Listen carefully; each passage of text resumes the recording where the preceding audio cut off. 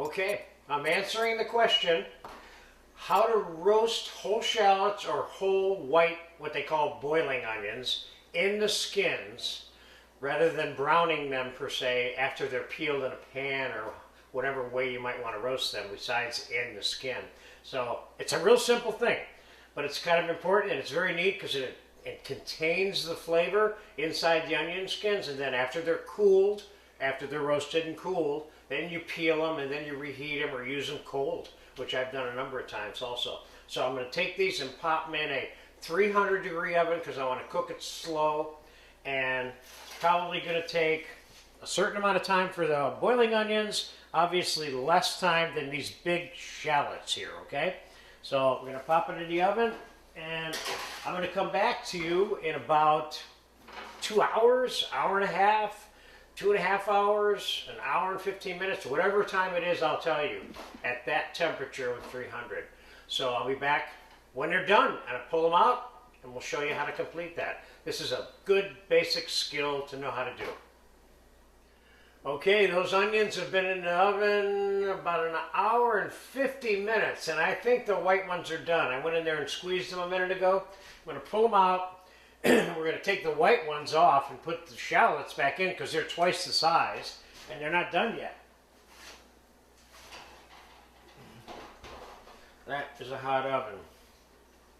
See, these are, if you can get down in here, you can see there's been juice coming out of this shallot here, for example.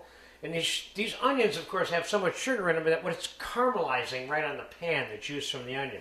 But I don't think the shallots are all done. They're not that far away, believe it or not.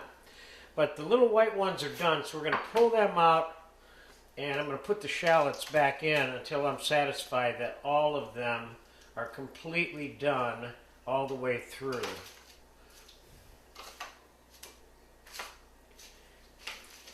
I'll let these cool off. When they're completely cold, I'm going to put them in the fridge because they're easier to clean when they're really cold. Get the skins on. If you want to have them still intact as whole onions, the best time to clean them is when they're really cold. So let's pop these back in the oven. Let's spread them out a little bit here. Hold on. These seem to have cooked pretty fast compared to those onions. There's one that's not done. Here's one that's done. I'm taking this one out, and I'm taking this one out. This one's not done. That one's not done. That one's done. This one is done. Not done. Not done. Not done.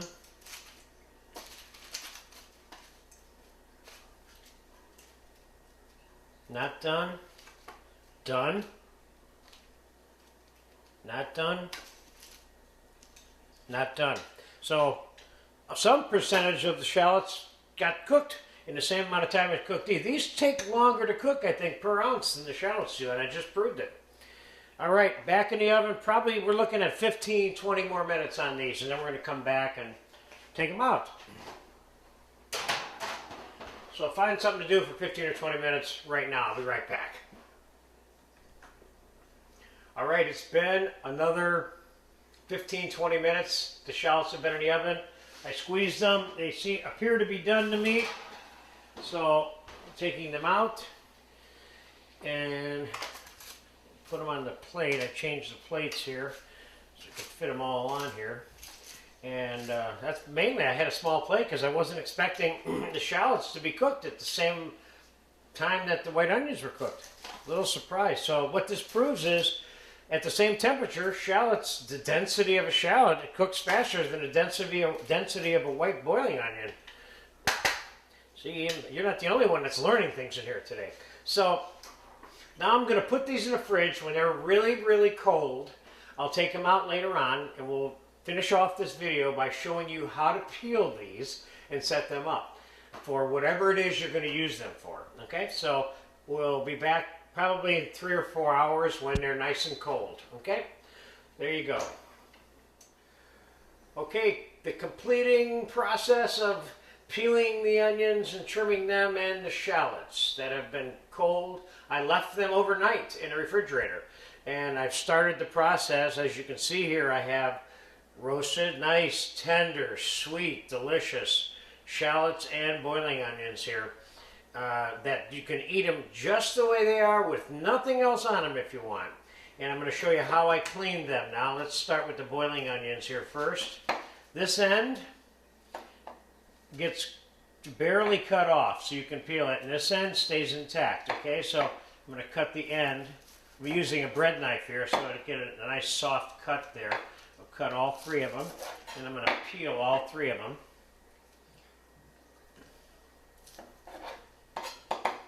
So kind of peel it away. Some come out perfect. Sometimes you even got to put them back together. This one, boom.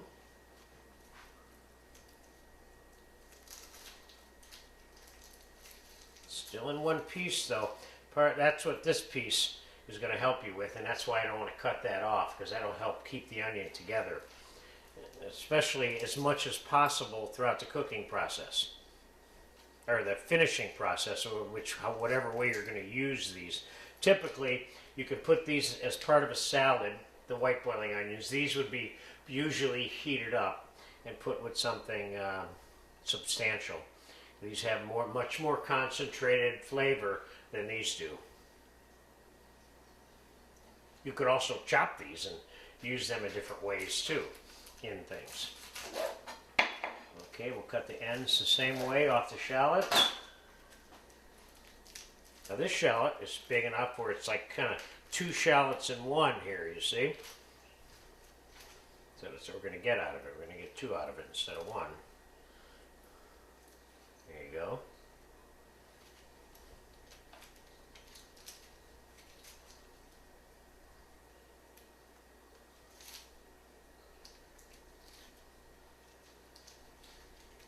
Now, being a restaurant chef my whole life, if I was doing this in a restaurant or having somebody do it, I would take all these roasted onion things and throw them in my stock pot probably. And that would be one of the exceptions of using the onion peelings in the stock pot.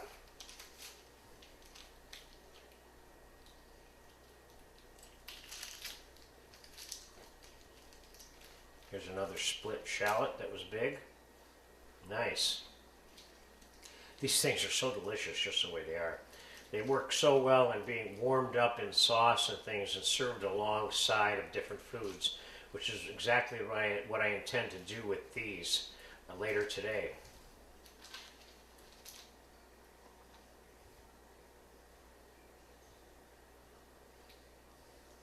I'm going to serve these with some coq au vin style chicken, and I'm going to serve some of these with some whole braised fish.